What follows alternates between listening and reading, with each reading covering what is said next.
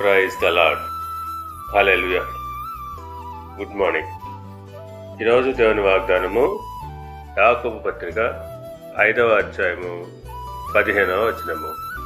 విశ్వాస సహితమైన ప్రార్థన ఆ రోగిని స్వస్థపరచును, ప్రభు అతని లేపును.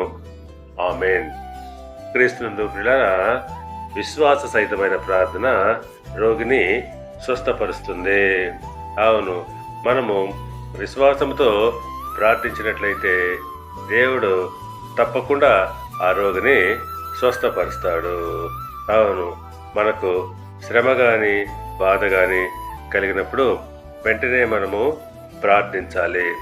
అదే యాకోబు పత్రిక 5వ అధ్యాయము 13వ వచనంలో చెప్పబడిన ప్రకారంగా, మీలో ఎవరికైనాను శ్రమ సంభవించినా అతడు ప్రార్థన చేయవలను. అవును, మనకేదైనా శ్రమ సంభవించినప్పుడు వెంటనే మనము ప్రార్థించాలి. పరిస్థితుల వైపు చూడకూడదు. పరిస్థితులు మనకు వ్యతిరేకంగా ఉన్నప్పటికీ మనము విశ్వాసంతో ప్రార్థించాలి. ఆందోళన కానీ భయము కానీ చెందకూడదు.